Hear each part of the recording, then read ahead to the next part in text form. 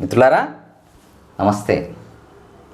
శ్రీ దక్షిణామూర్తి అనుగ్రహంతో ఇవాళ మహిమాన్వితమైనటువంటి శ్రీ జగద్గురు శంకరాచార్య విరచిత దక్షిణామూర్తి స్తోత్రంలో 4, 5, 6 శ్లోకాలని పారాయణ చేసుకొని భావాల్ని తెలుసుకొని ఆ దక్షిణామూర్తి అనుగ్రహానికి పాత్రలమవుదాం. మొదట శ్లోకాల పారాయణ. నానాఛిద్ర ఘటోదర స్థిత మహాదీప ప్రభాభాస్వరం జ్ఞానం యస్య తు చక్షురాదికరణద్వారా బహిస్పందతే జానామీతి తమేవ భాంతమనుభాత్యే తస్సమస్తం జగత్ తస్మై శ్రీ గురుమూర్తయే నమ ఇదం శ్రీ దక్షిణామూర్తయే. దేహం ప్రాణమపీంద్రియాణ్యపి చలాం బుద్ధిం చ శూన్యం విదుః స్త్రీ బాలాంధ జడోపమాస్తహమితి భ్రాంతాభృసంవాదినః. స్త్రీ బాలాంధ జడోపమాస్త్వహమితి భ్రాంతాభృసంవాదినః. మాయాశక్తి విలాసకల్పిత మహావ్యామోహ సంహారిణే తస్మై శ్రీ గురుమూర్తయే నమ ఇదం శ్రీ దక్షిణామూర్తయే. రాహుగ్రస్త దివాకరేందు సదృశో మాయా సమాచ్ఛాదనాత్ సన్మాత్రః కరణోపసంహరణతో యో భూస్సుషుప్తః పుమాన్ ప్రాగస్వాప్సమితి ప్రబోధ సమయే యః ప్రత్యభిజ్ఞాయతే తస్మై శ్రీ గురుమూర్తయే నమ ఇదం శ్రీ దక్షిణామూర్తయే. మిత్రులారా, నానాఛిద్ర ఘటోదర స్థిత మహాదీప ప్రభాభాస్వరం. ఘటం అంటే కుండ. ఆ కుండ ఎలా ఉంది? నానాఛిద్ర, దానికి అనేక కంతలు, రంధ్రాలు ఉన్నాయి. మహాదీప ప్రభాభాస్వరం, అయితే ఆ రంధ్రాలున్నటువంటి కుండలో ఒక దీపం ప్రకాశిస్తోంది. ఫలితంగా కుండకు ఉండే విభిన్న రంధ్రాల గుండా కాంతి రకరకాల మార్గాలలో ప్రయాణిస్తుంది. ఎన్ని మార్గాలలో ప్రయాణించినా ఆ విభిన్నంగా కనిపించే కాంతికి మూలమైనటువంటి దీపం మాత్రం ఒక్కటే. కుండలోని ఆ దీపపు కాంతి వల్లనే విభిన్నమైనటువంటి రంధ్రాల ద్వారా కాంతి ప్రయాణిస్తుంది.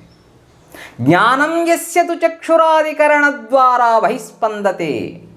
అలాగే ఈ దేహం కూడా ఒక కుండ అనుకున్నట్లయితే ఈ దేహానికి కూడా రంధ్రాలు ఉన్నాయి. అవి జ్ఞానేంద్రియాలు కావచ్చు, నవరంధ్రాలు కావచ్చు, చర్మము నిండా ఉండేటువంటి స్వేద రంధ్రాలు కావచ్చు. ఇక్కడ జ్ఞానేంద్రియాలే తీసుకున్నాం. ఆ జ్ఞానేంద్రియాల నుంచి రకరకాల జ్ఞానాలు, కన్నుల నుంచి చూసే శక్తి, చెవుల నుంచి వినయ శక్తి, ముక్కు నుంచి శ్వాసించేది, వాసన గ్రహించే శక్తి, ఇలా రకరకాల జ్ఞానాలు మనకు వస్తున్నాయి. అయితే ఈ అన్ని జ్ఞానాలకు మూలమైనటువంటి చైతన్యం ఒక్కటే. జానామీతి తమేవ భాంతమనుభాత్యే తస్సమస్తం జగత్. అలాగే ఈ జగత్తు రకరకాలుగా భాషిస్తున్నప్పటికీ కూడా, ఎంతో విభిన్నంగా కనిపిస్తున్నప్పటికీ కూడా దానికి మూలమైనటువంటి చైతన్యం ఒక్కటే. ఆ మూల చైతన్యం వల్లనే ఈ ప్రపంచం భాషిస్తుంది. ఆ చైతన్యం వల్లనే ఈ శరీరంలోని జ్ఞానేంద్రియాలన్నీ పనిచేస్తున్నాయి. ఇలాంటి ఏకాత్మ జ్ఞానాన్ని ప్రసాదించేటటువంటి గురుస్వరూపమైన ఆ దక్షిణామూర్తికి నమస్కారం. దేహం ప్రాణమపీంద్రియాణ్యపి చలాం బుద్ధిం చ శూన్యం విదుః. ఈ ప్రపంచంలో రకరకాల తత్వవేత్తలు ఉన్నారు. ఒక తత్వవేత్త దేహమే ఆత్మ అంటాడు, దేహాత్మవాది. కేవలం మనకు ప్రత్యక్షంగా కనిపిస్తున్నది ఈ దేహమే కాబట్టి దేహం ఉన్నంతసేపు నువ్వు ఉంటావు, దేహం వెళ్ళిపోతే వెళ్ళిపోతావు, కాబట్టి దేహమే ప్రధానం, దేహమే ఆత్మ అంటాడు.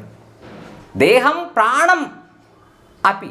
ఇంకొక తత్వవేత్త అంటాడు, దేహంలో ప్రాణం ఉన్నంతసేపే ఈ దేహం, ప్రాణం పోతే దేహం లేదు కాబట్టి ప్రాణమే ఆత్మస్వరూపం అంటాడు. ఇంకొక తత్వవేత్త అంటాడు ఇంద్రియాణ్యపి. ఇంద్రియాలు, మనస్సు, వీటి వల్ల ఈ ప్రాణం, ఈ శరీరం నిలబడుతూ ఉంది కాబట్టి ఈ మనస్సు, ఇంద్రియాలే ఆత్మస్వరూపం అంటాడు. మరొక తత్వవేత్త చలాం బుద్ధిం, చలించేటటువంటి బుద్ధి, ఈ బుద్ధి వల్లనే ఈ జీవి అనేది జీవించగలుగుతూ ఉంది. ఆ బుద్ధి వల్లనే తనను తాను తెలుసుకునే శక్తి కలుగుతూ ఉంది. కాబట్టి బుద్ధే ఆత్మశక్తి అంటాడు, ఆత్మస్వరూపం అంటాడు. మరొక తత్వవేత్త శూన్యం విదుహు, లేదు ప్రతి జీవి కూడా జాగ్రత్త, స్వప్న, సుషుప్తి అవస్థ. ఈ సుషుప్తి అవస్థలో గాఢ నిద్రలో ఉంటాడు. గాఢ నిద్రలో అప్పుడు ఇంద్రియాలు కానీ, ప్రాణం కానీ, మనస్సు కానీ ఏది పనిచేయదు. అప్పుడు ఉండేటటువంటి స్థితి శూన్యస్థితి. కాబట్టి ఈ శూన్యం నుంచి ఈ సృష్టి ఏర్పడింది. అంతటికీ మూలం శూన్యమే. శూన్యమే ఆత్మస్వరూపం అంటాడు. స్త్రీ బాలాంధ జడోపమాస్త్వహమితి భ్రాంతాభృశంవాదిన. ఈ విధంగా రకరకాలుగా వాదించేటటువంటి ఈ వాదులు భ్రాంతిలో ఉన్నారు. ఎంత అజ్ఞానంలో ఉన్నారంటే, స్త్రీ బాలాంధ జడోపమ, జడుడు చైతన్యం లేనటువంటి ఒక అజ్ఞాని, వాడికి జ్ఞానం లేదు, చెప్పింది అవగాహన చేసుకునే శక్తి లేదు. అలాంటి వాడు అంధుడు. శారీరకమైన అంధుడికి దృశ్యం కనిపించదు, కానీ జ్ఞానాంధులు ఉన్నారు. జ్ఞానము చేత గుడ్డివారు, వీరికి జ్ఞానం తెలియదు. బాలలంటేనే పిల్ల చేష్టలు, వాళ్ళకి పరిణతి కలిగిన జ్ఞానం లేదు. స్త్రీ అంటే కూడా ఇక్కడ స్త్రీలందరని కాదు ఇక్కడ ఉద్దేశ్యం. ఎవరైతే అజ్ఞానంతో ఉన్నారో, ఇలాంటి ఈ స్త్రీ బాల అంధ జడుల కంటే కూడా ఈ తత్వవేత్తలు ఇంకా భ్రాంతిలో మునిగి ఉన్నారు. ఆ వాదాలు ఏవీ సరైనవి కావు.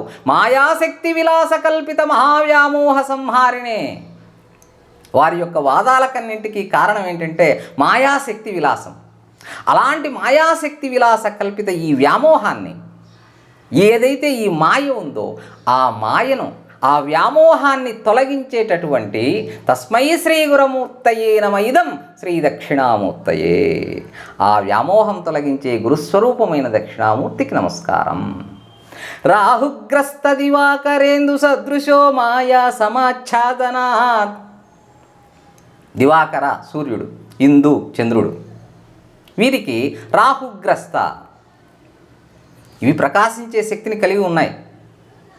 సూర్యుడు పగలు ప్రకాశిస్తే చంద్రుడు రాత్రి ప్రకాశిస్తున్నాడు. అయితే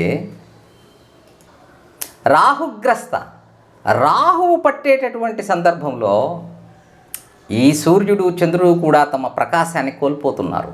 అయితే అది తాత్కాలికం. ఆ గ్రహణం అయిన తర్వాత వారిలో కాంతిశక్తి, తేజశక్తి అలాగే మిగిలి ఉంది. సన్మాత్ర కరణోపసంహరణతో యో భూషుషుప్త పుమాన్. అలాగే ప్రాగస్వాప్సమితి, మనిషి కూడా, జీవి కూడా సుషుప్తి దశలో అంటే గాఢ నిద్రలో ఉన్నప్పుడు అతడి యొక్క జ్ఞానం నిలిపివేయబడుతుంది. సుషుప్తిలో ఉన్నప్పుడు, జాగ్రత్తలో ఉన్నప్పుడు మనమేమిటో తెలుస్తుంది. కానీ ఎప్పుడైతే సుషుప్తిలోకి వెళ్ళిపోతామో, గాఢ నిద్రలోకి వెళ్తామో, మనకు ఆ జ్ఞానం కనిపించక ఒక మాయ కప్పివేస్తుంది. ప్రబోధ సమయే యః ప్రత్యభిజ్ఞాయతే. ఎప్పుడైతే మేల్కొంటామో అప్పుడు మనం గాఢ నిద్రలో ఉన్నాము, మనం అజ్ఞానంలో ఉండటం వల్ల ఈ మాయ ఉంది.